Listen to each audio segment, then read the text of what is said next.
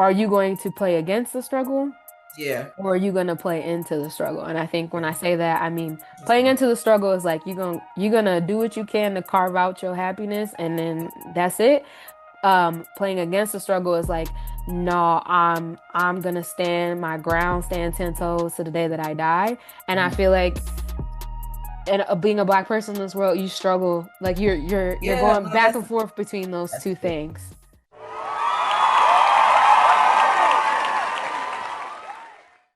For me, I think it's a both and. Mm, I can't ignore the passion that I have for blackness and black people. mm-hmm, It's always been there. It's always mm-hmm, been in me. I've always just this just something that I just been in me. mm-hmm, Um, so it's like a spirit thing for me, and mm-hmm, that's why I can't not do something, mm-hmm, right? However, over my time post grad, mm-hmm, doing the work that we do, having the experiences that we've had, and having these moments of tension mm-hmm, and being frustrated with like, I don't see a light at the end of this tunnel. mm-hmm.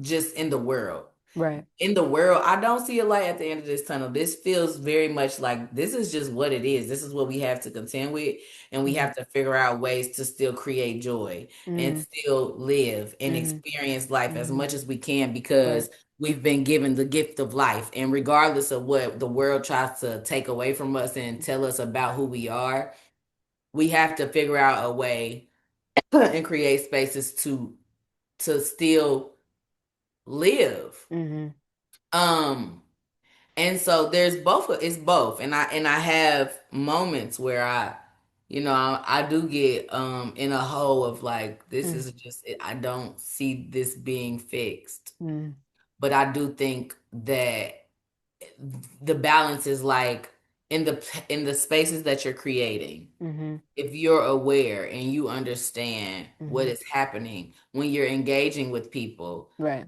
every time you engage with somebody, that's a seed. Mm-hmm. You're planting a seed and you don't know where that seed might go. Right. I've had conversations with people and they'd be like, that one time we was sitting and you said something and I'll never forget it. Yeah. And it's like, I don't even remember that conversation, but it was a seed and it helped. So that's Right. good.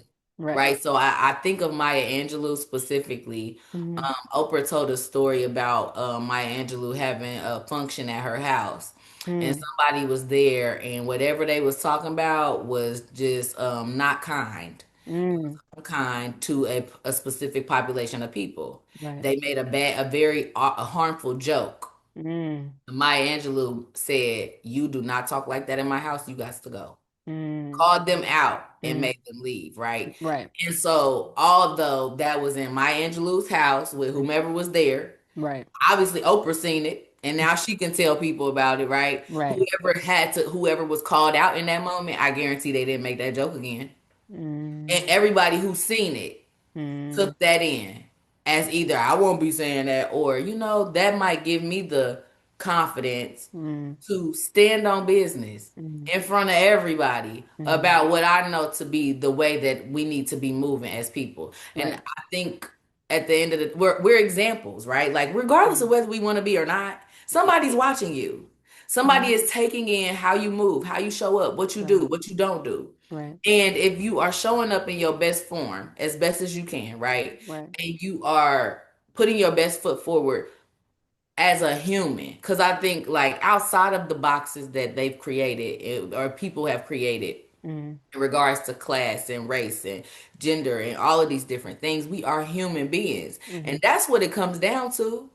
Regardless of whether you like me because of how I look, I am a human being. Therefore, there should be rights attached to that. mm, And that is the plot that's constantly being missed. mm, Constantly missing that part mm, because we're stuck in the identities and the boxes and the right. things. It's like even though we're in a place now where there are more ways to identify ourselves, I think it has done a disservice in a way that it's created more division. The Mm, baseline is human. mm, The baseline is human. You don't have to agree with somebody to give them proper health care and mm, access to what they need for whatever their experience is. That's right. not your business. Right. Right. But they deserve healthcare so that they can show up and be safe in whatever they're experiencing, right? Right. Like Right. that is the baseline. But people be too busy being in other people's business. Yeah. Yeah. And it just so happens that they don't know how to mind they business, and that shows over and over again. Yeah. Yeah. You know Yeah. what I'm saying? Yeah. You don't know how to mind it, and then you go into other spaces that don't Yeah. belong to you, and assert power over things that are not yours to do that with. And Mm. it's like Yeah. it comes down like to for me, and I think I get overwhelmed and frustrated with just the ignorance and like the lack of just why do you feel like you have to over assert yourself into things that don't concern you? Mm. At the end of the day, people are people. We're human beings, and that should be the baseline. And the fact that it's not the baseline really makes me so upset. And again, like I said, my passion is towards for black people, specifically people who grew up in harder spaces and had to go through shit to get where they was at. Cause Mm. that's my experience. So that's what my passion is. Right. At the end of the day though, that's like at the bottom of that is human. We human. Mm-hmm. We're fucking human. That's it. Like I might not agree, but you still deserve to be able to experience. If it's not harming me, Mm-hmm. it's not harming me. Mm-hmm. So why am I like fighting you about whether it's about what you believe or whether it's about how you choose to identify? You know what I'm saying, or whatever. I might not have that experience, but I can't speak like you said earlier. I can't speak to a trans experience because I'm not a trans person Mm-hmm. regardless of somebody's viewpoint on whether they agree with it or not. You're not a trans person, so you don't know what it feels like. You don't know what they're grappling with or what their tensions are or how they're experiencing whatever it is that they're going through. Mm-hmm. So like, but it's a person. Yeah. That's undeniable. Yeah. So like, you fight with somebody about whether or not they a girl or a boy, but like they are a human.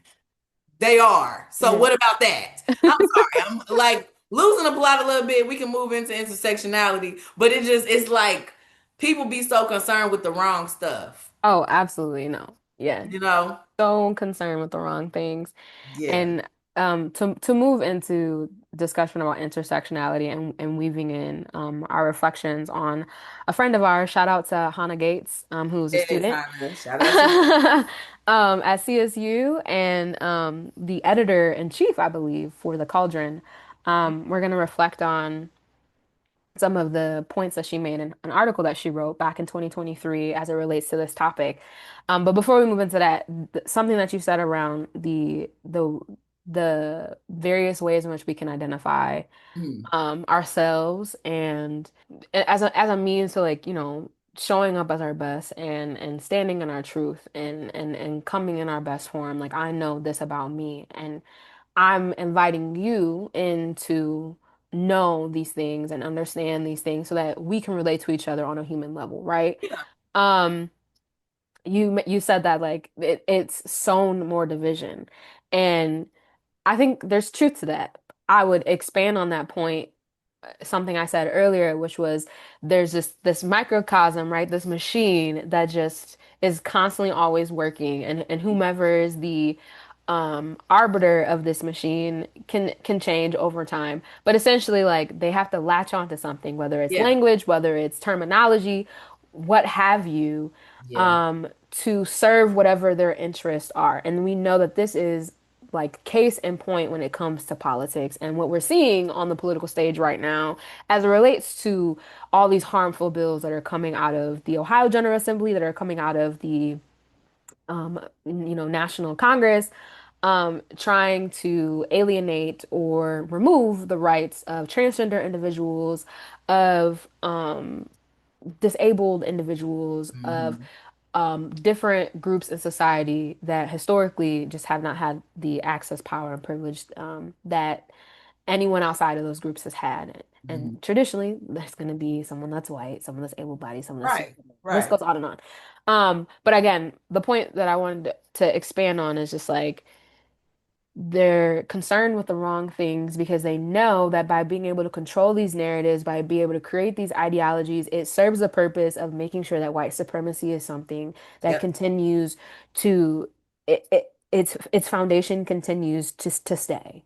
Oh, girl, we could go on for hours and hours about just different components of just like the silliness that is Yeah. our American political sphere or government, what have you. Intersectionality as a concept was something that was first defined by a scholar by the name of Kimberly Crenshaw.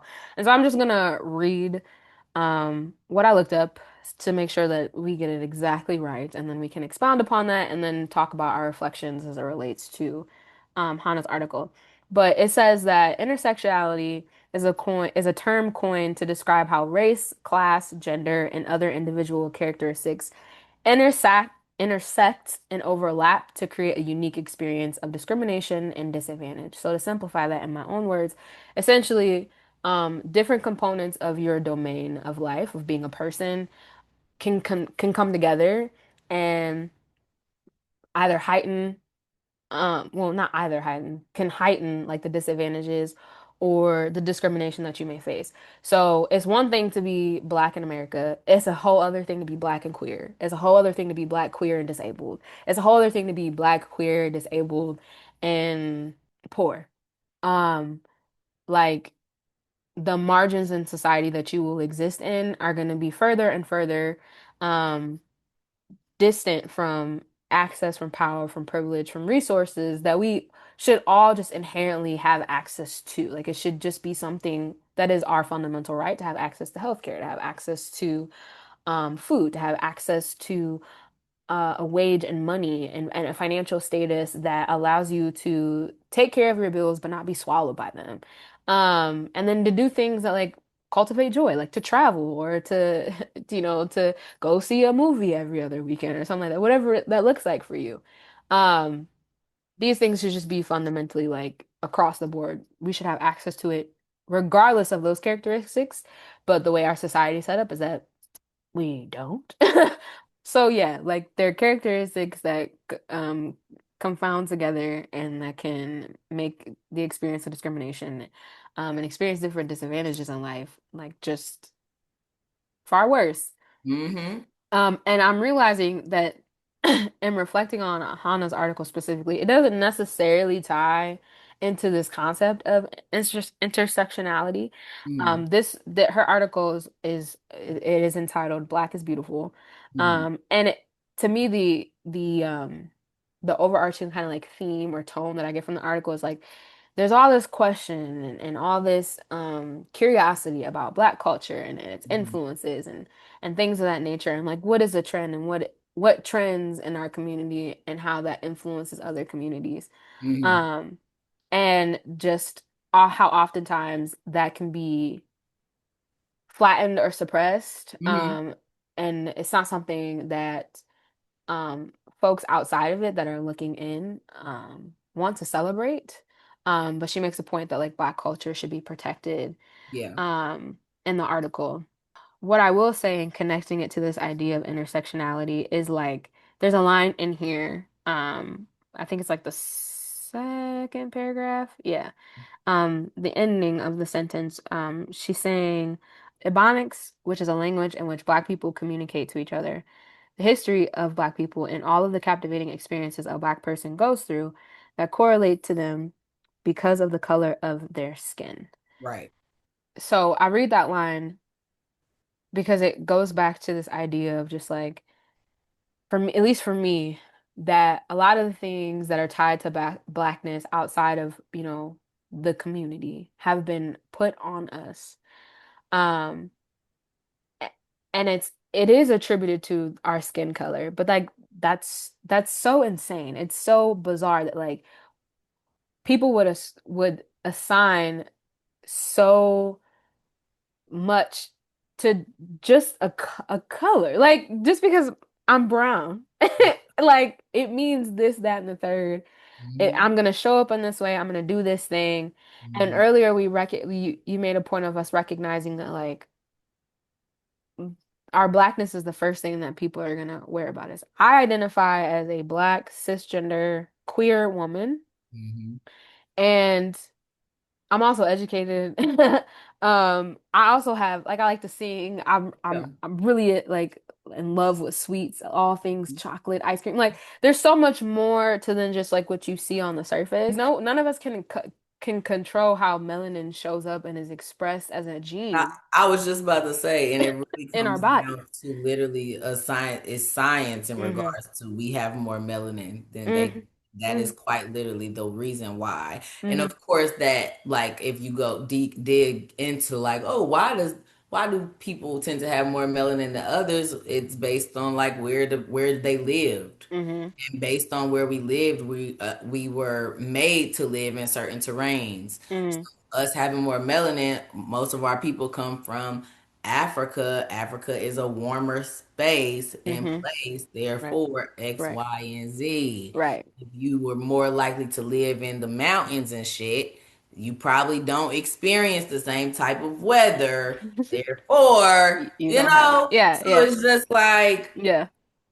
So yeah, that's something that stuck out to me. I was rereading it earlier mhm, and kind of just went on this whole tangent of like some of the stuff that I had already I had spoken to just a few moments ago. yeah, But in general, like it's an article that is illuminating Black culture is it and it and as it being it, like it should be respected for what it is. Like put some respect on Black culture, absolutely. essentially. Yeah. Um, If was there anything that I stood out may. to you? Yeah, I was gonna say just before I highlighted something that stood out to me in regards to what you shared, Hmm. the line that you shared. I think too it even goes back to what we were talking about in regards to like we can recognize that the black community has a lot of Infighting. infighting and Hmm. just like the homophobia and stuff like Hmm. that. And where she says the history of black people and all of the captivating experiences a black person goes through. So Hmm. regardless of whether I'm a queer black woman, a straight black woman, a queer black man, a queer trans woman, Hmm. right? Like if I'm black, Hmm. that is a black experience. Hmm. Hmm. And guess what? Hmm. More than likely, we're probably gonna have some shit in common Hmm. about being black. Hmm. Because that is the baseline, baby. And at the end of the day, they see this and there's going to be some similarities Hmm. based. So I say that to just uplift the fact that being black that is one thing that if regardless of the our other identifiers Hmm. and regardless of how you feel about other people's identifiers Hmm. outside of Hmm. their blackness is an experience. We're going to have some similar experiences because of this. Hmm. So it's like, don't undermine and don't try to invalidate, Hmm. a queer person's experience because they're queer, even though they black, and now you're trying to say, well, you're queer and it's different. It's not different if they fucking black, bro. You should be making space to at least hear from their perspective how it has been to be within our own group. We don't want to, if we don't agree with some stuff, then it's like we're not trying to hear what you have to say. Yeah. And that's bogus because they are still black people. Hmm. It's a black person. Yeah. And their experience matters just as much as the next person. So I Yeah. just wanted to say that because I think like again, it comes back, it's always gonna at the end of the day come back for me at like baseline human, Hmm. baseline, Hmm. baseline black human, Hmm. baseline.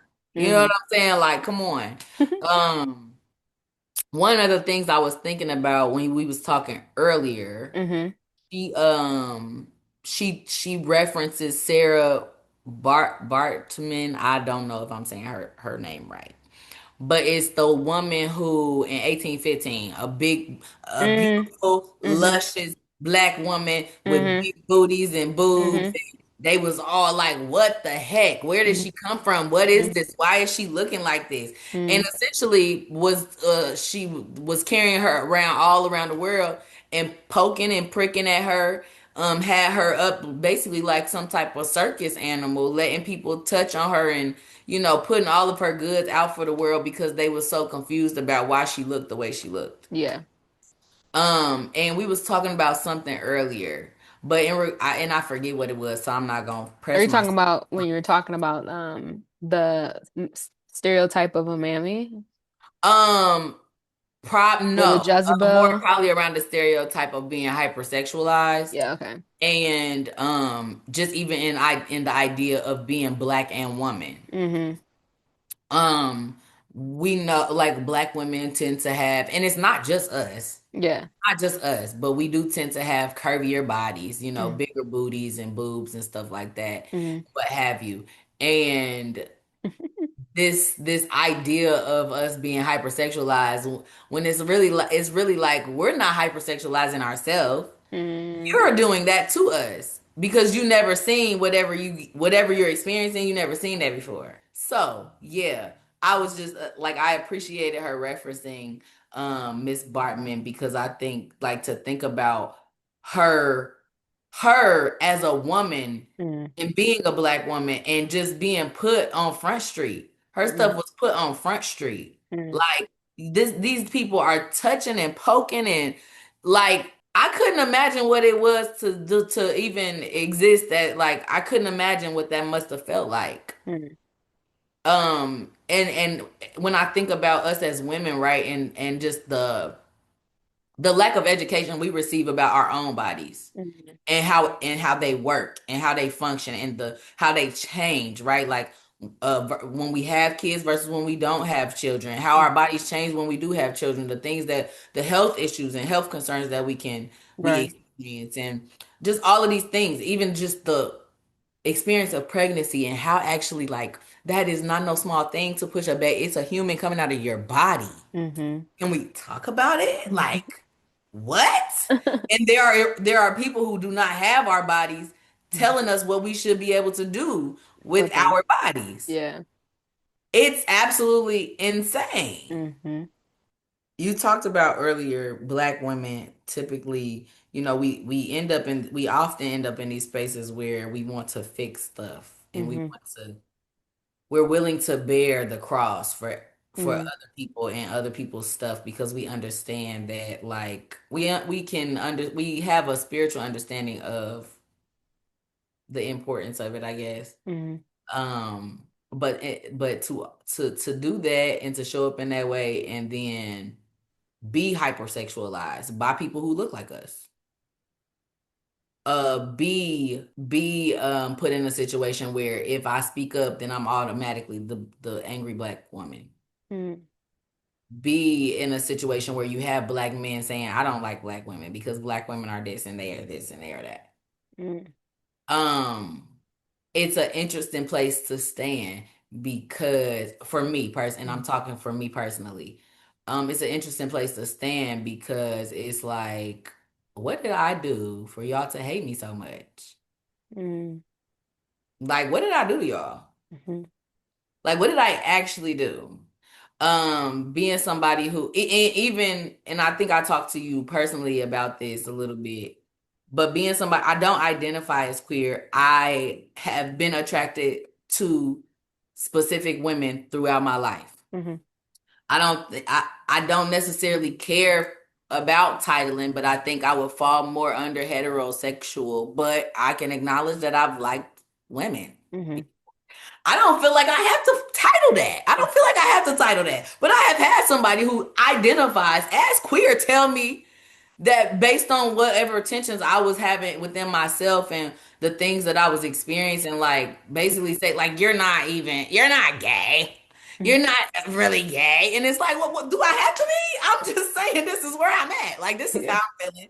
There's Yeah. some tensions and some stuff that I'm like tussling with. Mm-hmm. But I also can recognize this is okay. Like I can recognize that there's an attraction here, and you know what I'm saying. I can recognize that this is this or this is that, and I can speak to where I'm at this moment. Mm-hmm. And I think there's like I dislike I 100%, and I think this goes to my viewpoint on why I said like we have so many more boxes, right? And Mm-hmm. it's viewed as a good thing because it helps people be able to give word to what they feel and how they're identifying and how Mm-hmm. they're showing up in the world, which is not a bad thing. However, you would think that in creating these boxes, it has helped us be able to create freedom, and I don't think that that's it. I think that now it's like, oh well, so if you can't be, you must not be gay because you didn't do it this way, or it's not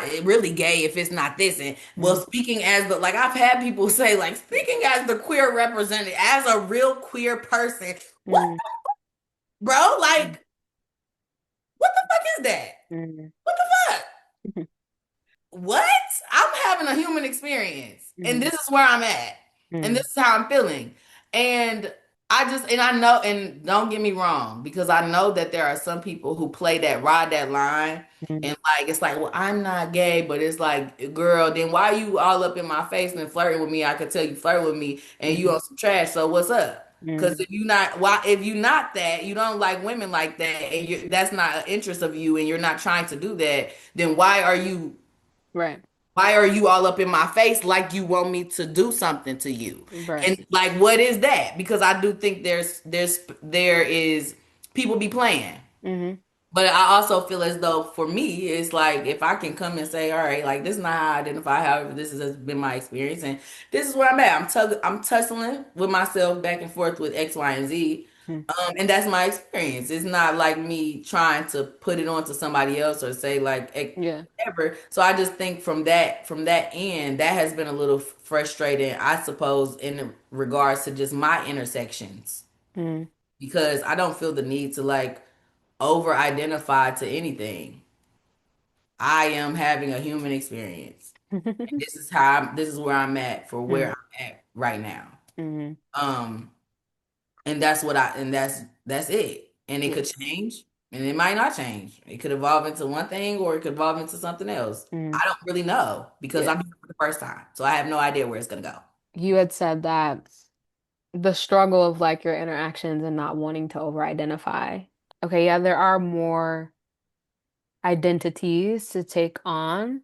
Mhm. Um, but how that can lead to like being put in a box or these are to use your words, to being put in a box or caged, versus acknowledging like a person's lived experience. Right, Like you laid it out pretty clear. It's like I'm a human having a human experience, and this is where I'm at, and this is how I feel about it, and like I just need you to hear it. But people can get caught up in like in their ability to relate to you and their ability to express empathy or to understand your perspective.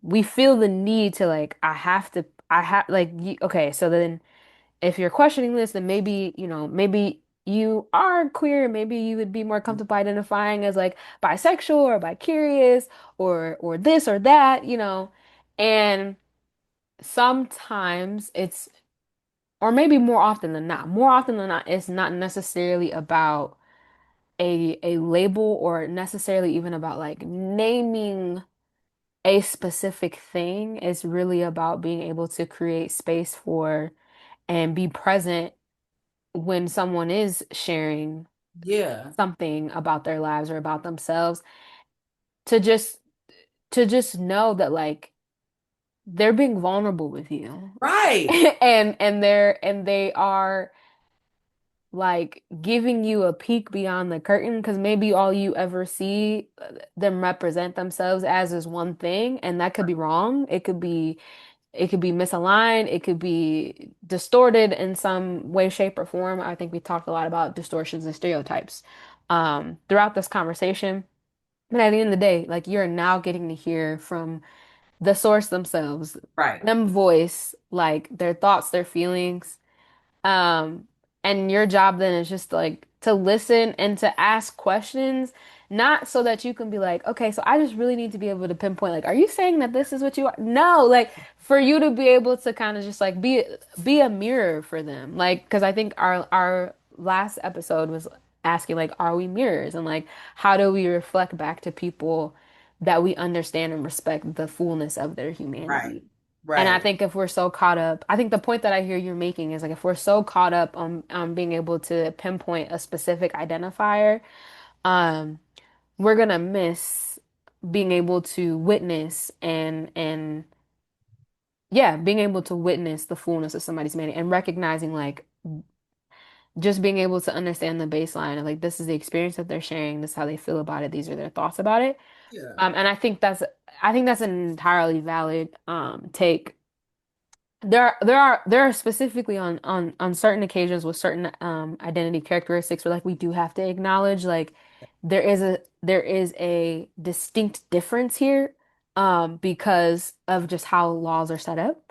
Right. And I mean I think that applies to most all of the identities.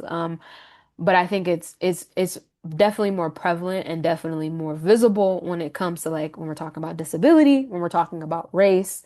Um, because they're just going to be like certain physical attributes, definitely laws that are on the books, both historical and present day. Mhm. Even when we talk about gender as well, Right. there are some things that are a little bit more subtle and like it's still at play, but maybe it's just not as visible or you know. And I will say all that to say like there definitely could be things that I'm missing, so people can certainly educate me, enlighten me if I am missing something like, well, no, actually this is visible and we do need to speak to this more because I don't want to contribute to any kind of erasure in any kind of way. But I say all that to say it's just like we need to get better as a society of being able to like understand and make space for nuance. I think whenever Absolutely. we talk about making laws or trying to structure ourselves in a way to take care of people in our community, specifically when it's in relation to like the government's role in that, Yeah. don't know how to hold nuance at all. No. And we try to make everything black and white, and that's why there are these boxes that people get put in or feel caged by, because it's just like politics is not really the way that it functions. It may not have been intended this way, or maybe it was intended this way, but the way that it functions, like logic does not exist in politics. It's not about um truth seeking or really taking care of people. It's simply just about how do we maintain power so then Mhm. that we can drive whatever our special interests are. And Right. if we can maintain the power, we can keep our special interests and we can keep our pockets lined. And then Right. that's sickening. It's Yeah. capitalism and that's sickening.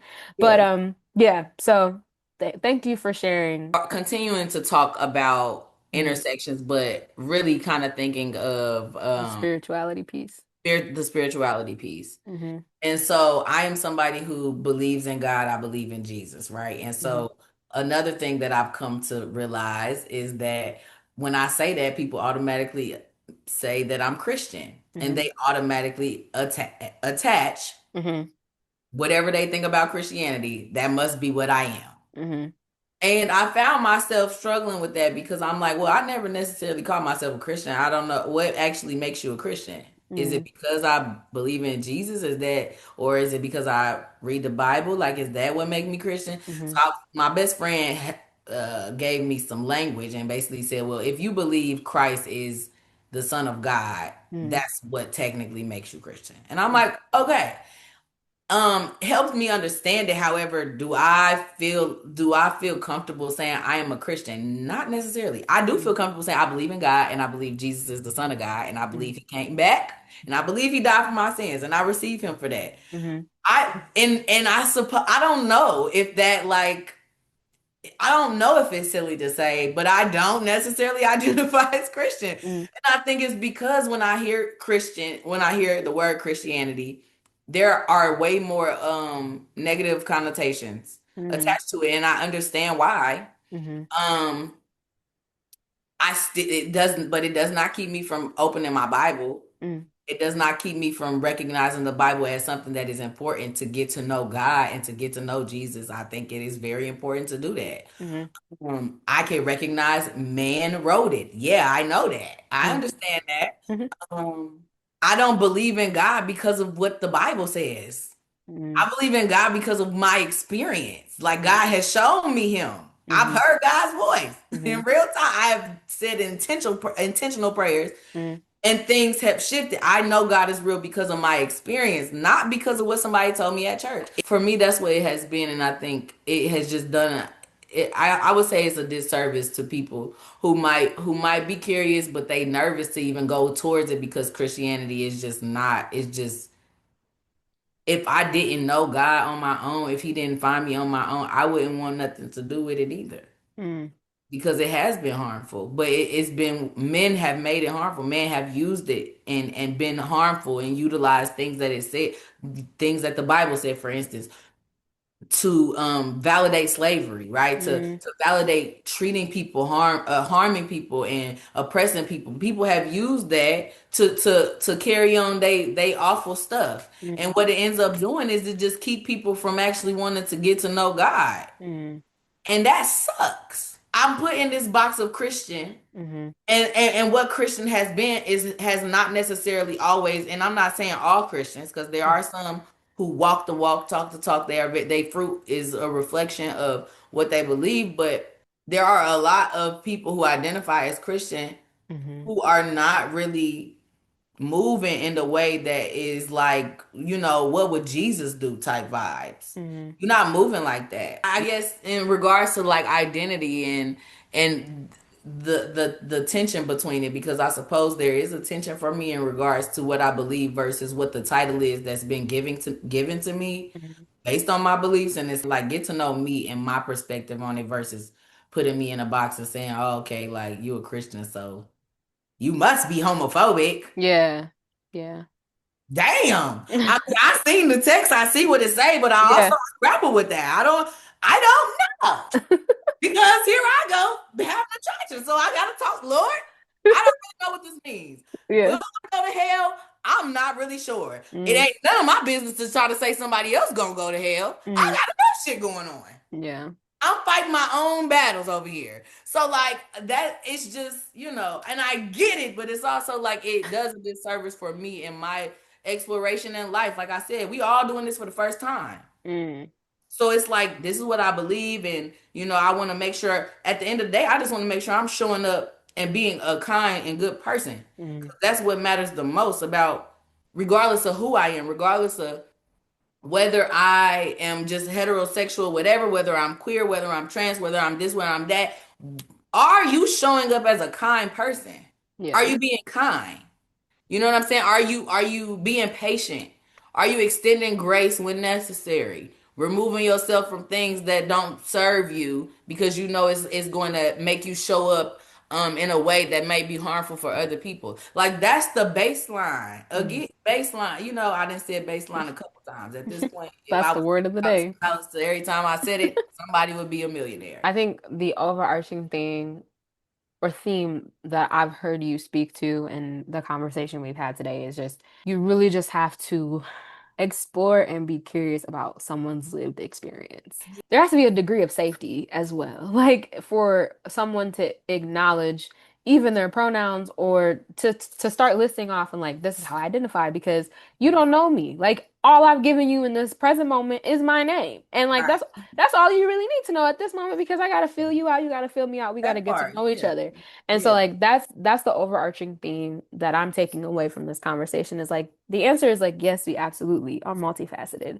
Yeah. And we possess a number of intersectional identities and what our identities mean to us and what we value is something that we have to think about. It's something that Yeah. we have to question, we have to investigate. And then as we relate to other people, as we engage with other people, we also have to consider, you know, what they value, what's important to them. And if there's a synergy there between the two things. And if Right. there's not, then maybe It's that okay. person's not for you, And like it's okay if and that's any. okay. And it's okay. Um so in transitioning it to the other topic about like this identity of this idea of like identity and character, it's like, is there a difference between the two? What are some of the things that we value in people? There's gonna be certain characteristics or traits that you look for in order to say like I feel safe and I could be more of myself in this space with Yeah. these people versus if that isn't the case, like what comes to mind for you in terms of if there's like a distinct difference between identity and character or Yeah. like what you value? Identity is, the things like, well, I am a heterosexual one black woman, X, Y, and Z, versus like character, who you are, how do you show up, how do you treat people? Mm, Do you value, do you value respect in general, rather? Do you value Do you value spirituality? Is that something that's important to you? You know, and Hmm. so how does that impact how you're showing up in your day to day? Yeah. Are you kind? Are you generous? Are you a little stingy? You know what I'm saying? A little Are you selfish. rude? Hmm. You know what I'm saying? Like, are you typically extremely sarcastic? How are you received by other people? Yeah. Not based on what you look like, but based on Mm-hmm. how you're treating them and how Mm-hmm. you're showing up in the world. Like, Mm-hmm. with dating, they always suggest you want to date somebody and have different experiences with them so you can see them in different settings. Mm-hmm. Like, see how they Yeah. behave with the person who's serving them. Right. Right, that's a character thing. You looking for their character. Do Mm-hmm. they leave a tip? Are you considerate? Mm-hmm. You can be all the boxes and Mm-hmm. still be a fucked up person. Mm-hmm. Have a bad attitude. And it don't matter what you identify as. If you got a bad attitude, I don't want to be I don't want to be around you. If you're rude, I don't Yeah. want to be around you. Mm-hmm.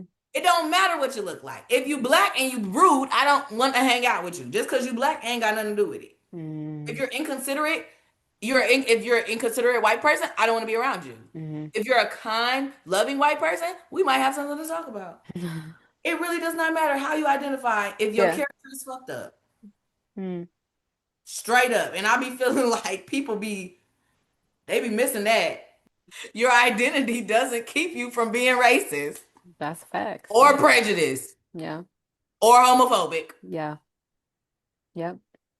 Yeah. Call a spade a spade. Let's not play. Let's not do that. Like I feel like I do think that like people feel sometimes, and again, I have not met personally people Mm-hmm. who are like this. Mm-hmm. However, social media and stuff like that is Yeah. really you kind of see that where it's like because you identify as queer, you feel like it's appropriate to say the N word, for instance. Mm. You're a white queer person and you feel like because you're a white queer person, you feel like you get a pass. What?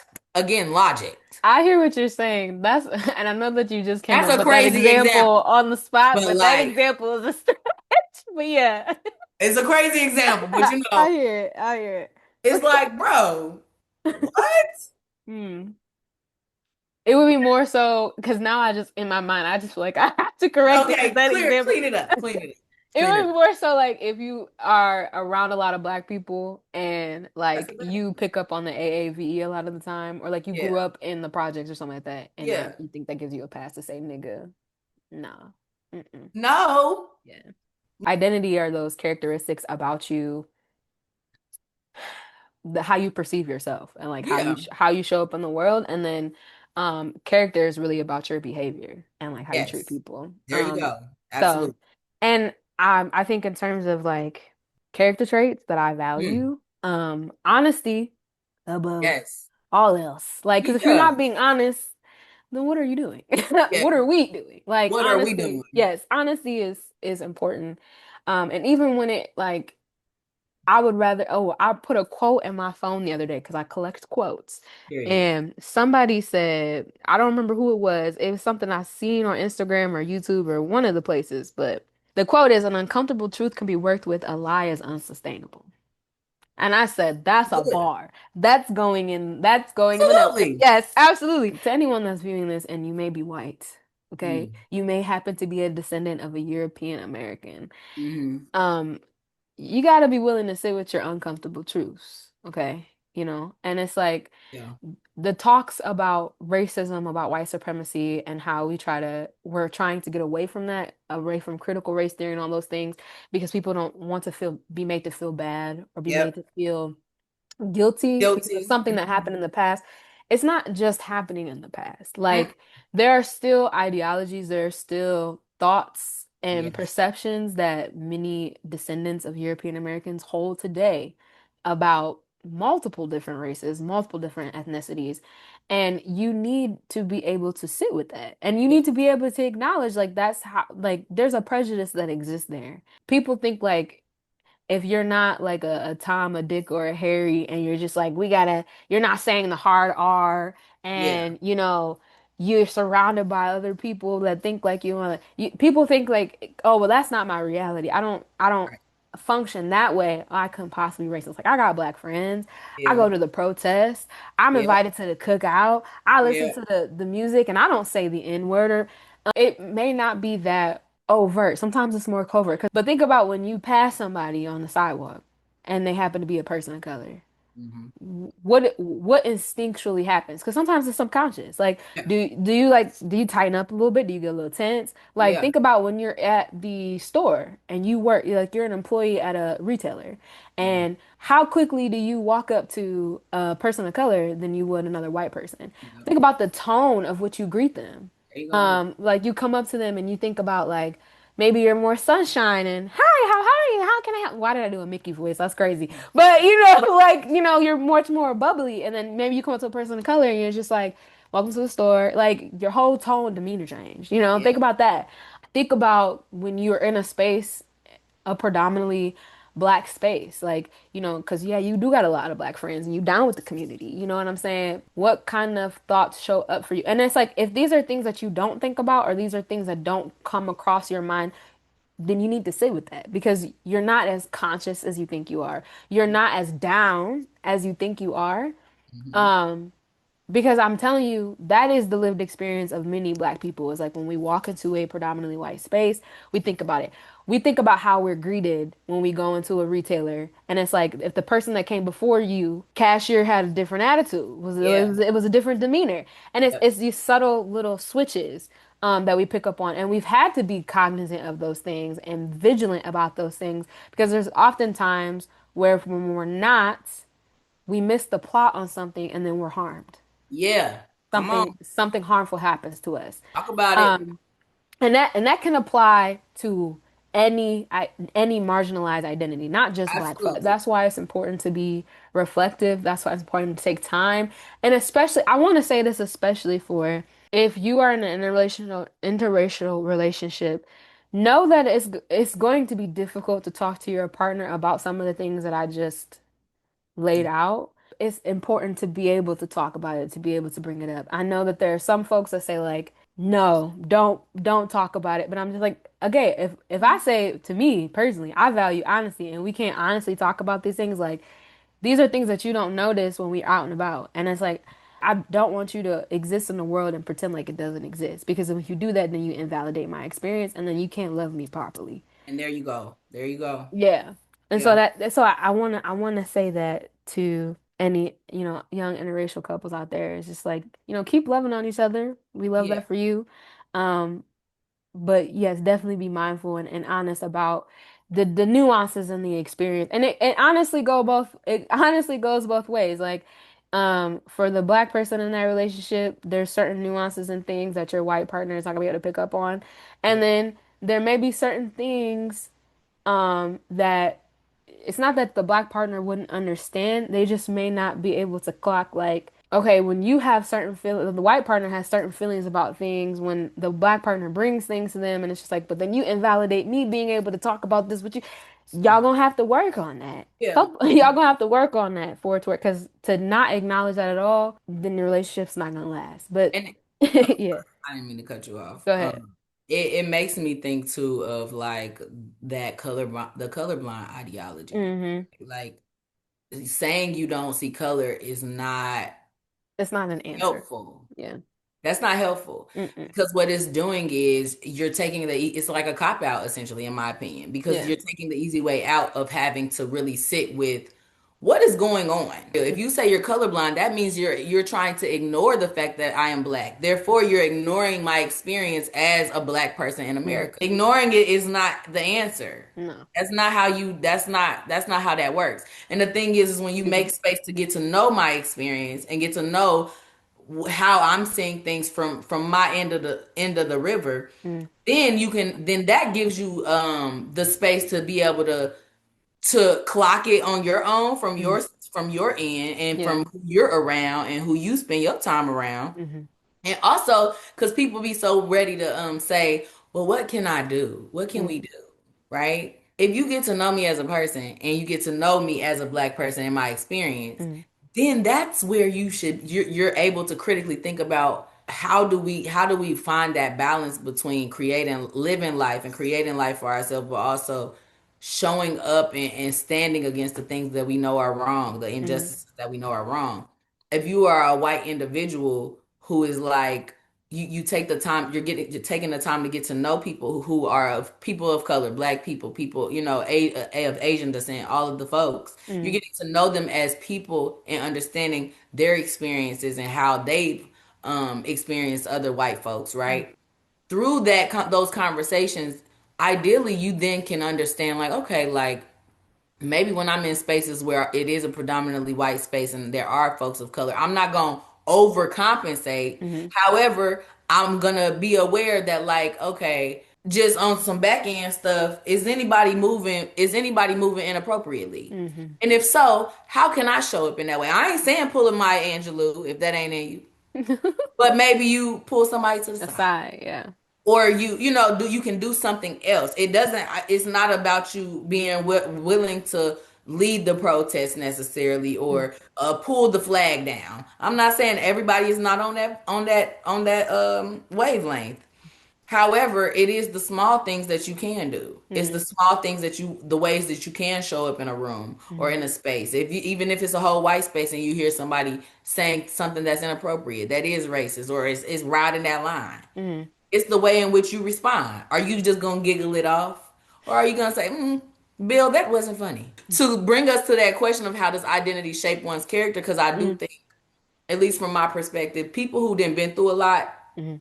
they've been ran through the mud, they've been mistreated. Mm-hmm. Typically, those people, typically, now sometimes you might have folks who become the bully because they've been bullied, but Yeah. a lot of times people who have experienced hurt and harm from others, they build their character development. They have better character because they understand what it's like to be harmed, Mm-hmm. treated unfairly, and treated not nice. Mm-hmm. So it's like, and I speak, and that's a lot of that take is very much personal because I feel like that's the reason why I do very much try to like not add harm, because Mm-hmm. I have seen very harmful things growing up, like from people and people who have been close to me or related to me, the way that they've treated people, the way that they have talked to folks, Mm-hmm. that is just like, damn, that hurt my feelings. Yeah. And you're not even talking to me. Mm-hmm. Or even when people have talked to me or the way that they have said things and stuff like that, right? It's like I don't want to do this to somebody else. Mm-hmm. So that then created space for me to show up as a kind person. Cause I want you to, in that golden rule, treat others how you want to be treated. Mm-hmm. Like I want people to treat me kind. I want them to have respect for me. That whole respect is earned, not given. Well, I'm gonna show up respectfully. Mm-hmm. And if you disrespect me, then I'm gonna remove myself because you don't deserve my presence. And like you said at the like throughout, the baseline is that we are all human. We all Amen. have we are all having an experience. I love that you said earlier, this is our first time It's our doing it. first time. Like we're all here doing it for the first time. And yes, many there are many lessons and things and trials that we're gonna go through probably repeatedly. Yeah. And that just means you gotta that iron is still being refined. Like you're gonna have to Quite keep literally. learning that lesson until you've mastered it to some extent because if you keep finding yourself in the same patterns, baby, you're still evolving. And that is You're still, and we're going to be, and that is something that you don't stop doing mm-hmm. that. When you stop, that means you're no longer with us. There needs to be more space, like you said, to discuss that nuance, but also um to find that baseline of humanity amongst everybody. Mm-hmm. And I think that does require hard conversations. Mm-hmm. It requires understanding that we might leave here. Like you and I don't have the same opinion and thought on everything. I would not want us to. Mm-hmm. That wouldn't be no good podcast. That would be like everybody else. I like talking to you because I like how you think and I like to hear your opinions and your thoughts, right? Like Likewise. it's not about us having being on the same page about everything. It's about us being able to respect each other's point of view. Mm-hmm. And it's about being able to be accountable. There are some people who are willing to hear it, willing to learn, willing Mm-hmm. to grow, Mm-hmm. willing to acknowledge, even if they don't understand. I mean, Mm-hmm. even if they don't agree, rather. Willing to learn and like willing to accept it, even if it's like, I hear you, I don't agree. Mm-hmm. But that's where you at. And we've lost that. We've lost the ability to be able to do that. But in terms of like the questions that we reflect back to you all is just thinking about the intersections of the identities that you possess, thinking about what it means for you when you show up in a room, how you're treated, how you treat others, Mm-hmm. thinking about your relationship to your own culture. What do Are there things that you are curious about exploring? Are there things that you resent? Are there things that you've been told Mm-hmm. that are not representative of your culture, you know? And how has that all impacted who you want to be in this world? Mm-hmm. Ultimately, that's a lot of what we reflect on as two Black women evolving, unpacking stories about our lives and sharing our conversations with you all is like that's constantly I think what we're asking ourselves is who are we? And do we like who we are? And so I guess that those would be the questions of the day, I believe. It's just like, who are you? Do you like who you are? Like, where do you come from? And what is it going to take for you to become the person that you want to be? Mm-hmm. We human. We all here for the first time. Mm, Don't be too hard on yourself, but yes. also, Let grace abound. yeah, like, Mm, just breathe a little, make space for life, make space to love and experience joy and mm, laugh. And be true to yourself, but don't get so caught up in all of the things that you forget that baseline. mm. Human. So I think that's the quiet part out loud.